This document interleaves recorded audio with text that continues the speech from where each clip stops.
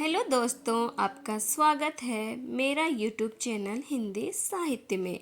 तो जल्दी से आ जाइए। आज हम पढ़ेंगे रामवृक्ष बेनीपुरी जी का माटी की मूर्ति। इसमें कौन से महत्वपूर्ण पात्र हैं, क्या उद्देश्य है, कथा वस्तु क्या है, महत्वपूर्ण पंक्तियों के बारे में हम जानेंगे। ठीक है, अब हम इसको पढ़ना स्टार्ट करते हैं। की मूर्ति जो एक रेखा चित्र है, इसमें 12 रचना को संकलित किए हैं जो 1946 में लिखा गया है। माटी की मूर्ति पहला है रजिया, दूसरा बलदेव, तीसरा सरजू भैया, चौथा मगर, पांचवा रूपा की आजी, छठा देव, सातवां बाल गोविंद भगत, आठवां भोजी, भोजी मतलब भाभी, नौवां परमेश्वर, 10वां बेजू मामा, 11वां सुबहान खां और 12वां बुद्धिया। अब हम ये 12 रचना को हम डिटेल में पढ़ेंगे कि इसमें कौन कौन सी क्या क्या कहानियाँ हैं।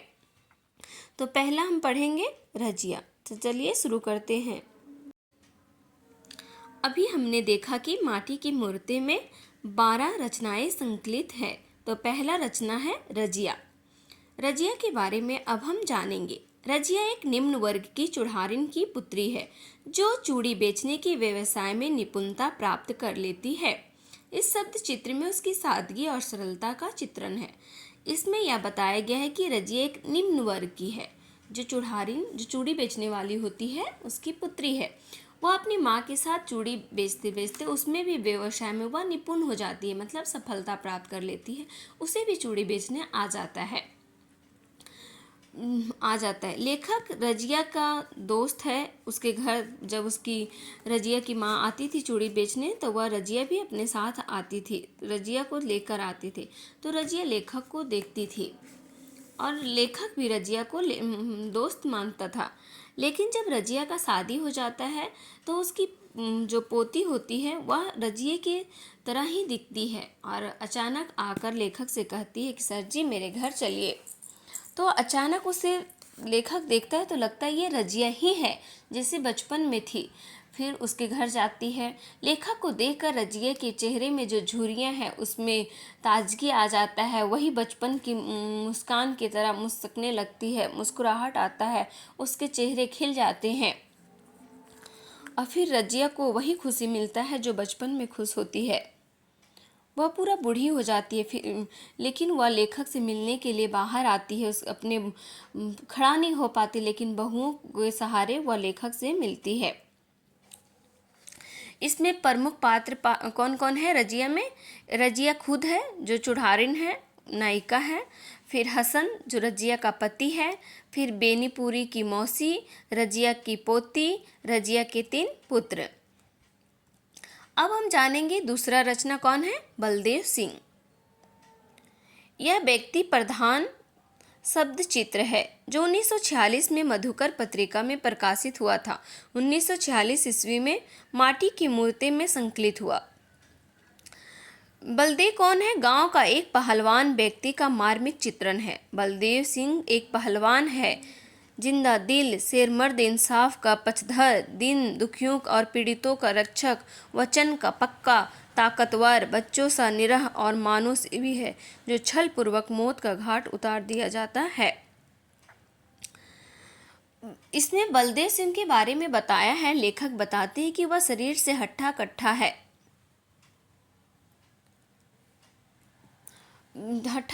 है, लाल अंगारे चमक रहे हैं उसके बादामी रंग। लेकिन जब वह न्याय भी कराता था, एक औरत जो विधवा थी उसका सारा जमीन गांव वाले या उसका परिवार लोग हड़प लेता है, तो उसे इंसाफ दिलाने के लिए वह जाता है। उसे इंसाफ दिलाने के बाद वह उसी गांव में रहता है। लेकिन एक दिन उसे वह गांव वाले छलपूर्वक उसे मौत का घाट उतार देते हैं। जब वह शौच के लिए जाता है, बाहर में पहले के लोग बाहर खेत उत में शौच करने के लिए जाते थे, तो जब वह शौच करने के लिए लोटा में पानी लेके जाता है, उसी टाइम गांव वाले आकर उसे पीछे से डंडे मारकर माथे पे प्रहार करते हैं तो वह चोट के मारे गिर जाता है। वो अपना बचाव के लिए, उसके पास कोई हथियार तो नहीं था, लेकिन हाँ, लोटे के सहारे वह बचाव करना चाहा जितना हो सका, लेकिन वह बचा नहीं सका क्योंकि वह एक अकेला आदमी था और उन लोगों के पास, इसके पास कोई भी हथियार नहीं था बचाव के लिए।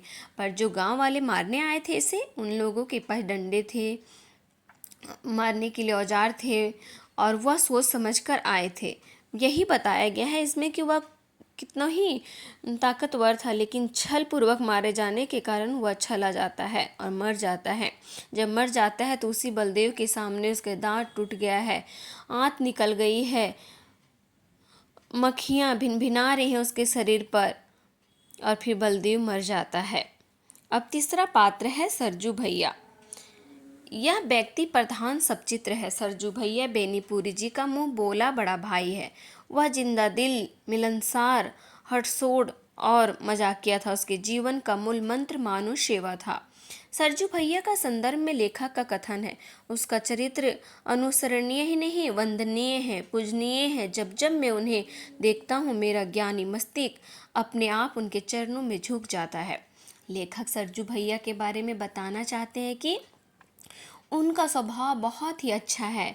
उनको देखकर मेरे मन में उनके चरणों को छूने का मन करता है, उन्हें पूजने का मन करता है, उनको वंदना करने का मन करता है, और मैं वैसा करता भी हूँ, उनके चरणों में झुकता भी हूँ, क्योंकि सरजू भैया एक बहुत अच्छे व्यक्ति थे।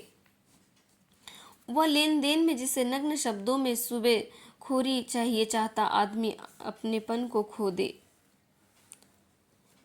सरजू भैया बहुत अच्छे व्यक्ति हैं। उनका स्वभाव है दुबले पतले, शरीर के दुबले पतले हैं, शरीर में सबसे छोटी चीज छोटे छोटे दांत हैं उनके। अब सरजू भैया में कौन कौन से पात्र हैं ये जानेंगे। सरजू भैया बेनीपुरी जी सरजू भैया के पिता महाजन बेनीपुरी जी की मौसी और बेनीपुरी जी की पत्नी है। अब हम पढ़ेंगे रचना 4 में मगर। मगर गांव का एक मेहनती हलवाहा है। उसका जैसा मेहनती हलवाहा पूरे गांव में नहीं है। वह गरीब है लेकिन स्वभाव से ईमानदार है। इसमें कौन कौन से पात्र हैं? मगर हलवाहा है, बेनीपुरी जी हैं, बेनीपुरी जी के चाचा जी हैं। रचना रूपा की आजी। 5वां रचना है रूपा की आजी, जो रचना 1944 ईस्वी में है। रूपा की आजी को गांव के लोग डायन समझते हैं। यह अंधविश्वास पूरे गांव में व्याप्त है। माँ के निर्धन के बाद रूपा की आजी उसे पालती है। रूपा के विवाह के बाद उसके सास ससुर की भी निर्धन हो जाती है। धीरे धीरे पूरे परिवार की मृत्यु हो जाती है। इसी कारण सब लोग उसे डायन समझते हैं। रूपा की आजी को डायन समझा जाता है क्योंकि उसके जो बेटा, पतोहू, ससुर सब लोग मर जाता है कोई ना कोई कारण से। लेकिन गांव वालों को लगता है कि ये डायन है, इसे खा गई। अगर गांव में कोई भी बच्चा मरता, बूढ़ा मरता, कोई भी बीमार होता तो सबको लगता कि रूपा की आजी ही उसे खा गई है, उसे मार गई है। उससे लोग बहुत डरते थे, उसे हीन भावना से देखते थे।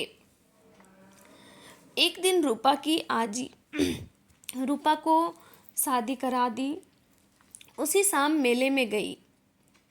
मेले में जाने के बाद लोग एक बच्चे को गोद में लेके उसे खिलाने लगे, तो उसी की माँ ने बोला कि तुम डाइन हो, मेरे बच्चे को छू ली हो।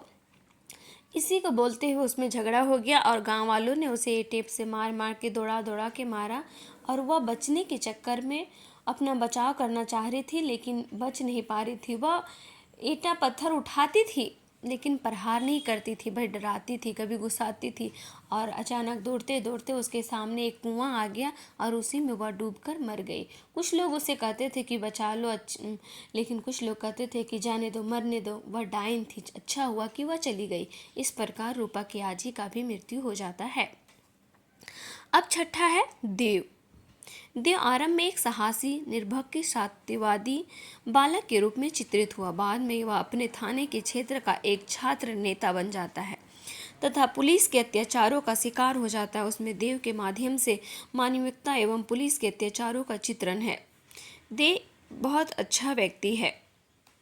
वह गांव के हर जीवन को जीता है, अमृत चुराता है, सांप को मारता है, लेखक के साथ खेलता है, दोस्तों के साथ मज़े करता है। लेकिन एक दिन वह जेल जाने के बाद वहाँ पे उसी अत्याचारों के रूप में उसे भी वही अत्याचार मिलता है, वही अत्याचार किए जाते हैं जो अन्य लोगों के साथ किया जाता है। अब दूसरा है जिस सातवां कह सकते हैं बाल गोविंद भगत। बाल गोविंद भगत जात के तेली और कबीर पंथी थे। वे कबीर को साहब कहते थे, कबीर के पद गाते थे। बीमारी से उनके देहांत हो गया। कथन लेखक का कथन, न जाने वह कौन सी प्रेरणा थी जिसने मेरे ब्राह्मण और गौरवोन्नत सर उस तेली के निकट झुका दिया था। जब जब वह सामने आता है मैं झुक कर उसे राम राम किए बिना नहीं रहता। बाल गोविंद भगत बेटा पतहू है पात्र में। अब है भोजी। यह रचना 1943 में लेखक ने अपने भोजी मतलब आप लोग जानते होंगे भाभी। गांव घर में पहले भोजी बोला जाता था, हमारे यहाँ अभी भी भोजी बोला जाता है। हम जानते हैं कि जो भाई का वाइफ होती है उसे भोजी या भाभी, अब तो भाभी बोला जाने लगा है ना।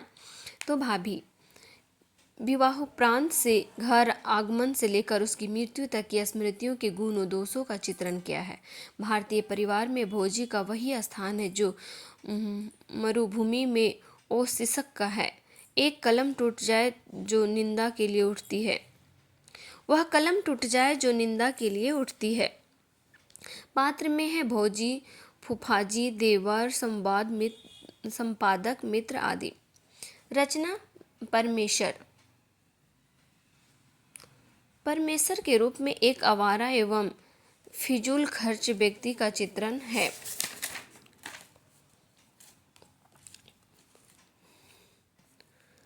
परमेश्वर की मंडली, परमेश्वर की पत्नी, चाचा जी, ओझा जी, राम जी हैं।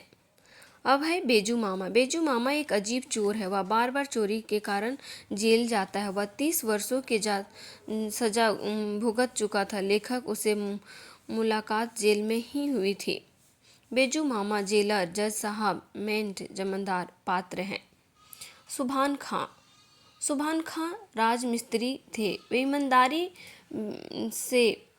ईमानदारी व्यक्ति थे। वह हिंदू मुस्लिम में एकता चाहते थे। कथन में मैं मुसलमान हूँ, कभी अल्लाह को नहीं भूला हूँ। मैं मुसलमान की नैयत से कहता हूँ, मैं गाय की कुर्बानी ना होने दूंगा। सुभान खान में कौन कौन से पात्र हैं? सुभान खान जो नायक है, यजिंद्र, हजरत हुसैन, बेनीपुरी के मामा जी आदि।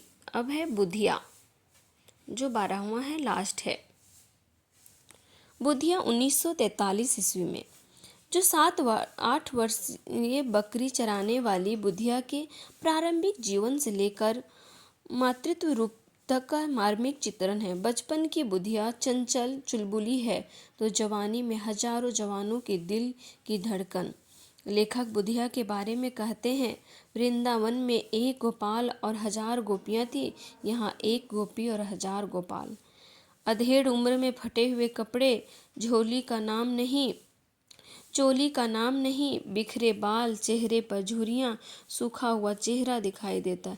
फिर भी अपने बच्चों पर मातृत्व को लेखक वंदना करते हैं। पात्र में बुधिया, जगदीश, बुधिया का पति, बुधिया के 4 बच्चे आदि। इसमें सभी पात्र का अलग अलग भूमिका है। लेखक सभी रचना को एक ही में संकलित करके पाठक को प्रेरणा देने का क्योंकि सारा जो इसमें रचना है सब में कुछ न कुछ सीखने को मिलता है कि एक चुरहारनी कैसे प्रेम उसका हमेशा अमर रहता है। बलदेव बलपूर्वक कितना ही महान हो लेकिन छले जाने के बाद वह छला जाता है। सबका पात्र इसमें बहुत इम्पोर्टेंट है, बहुत अच्छा भी है, बहुत अच्छा भी लगा होगा उम्मीद करती हूँ। ठीक है, धन्यवाद। अच्छे से पढ़िए, अच्छा लगेगा। आप खुद से भी पढ़ सकते हैं इस रचना को, पर सुनने के माध्यम से इंसान को ज़्यादा याद होता है। ठीक है, बाय।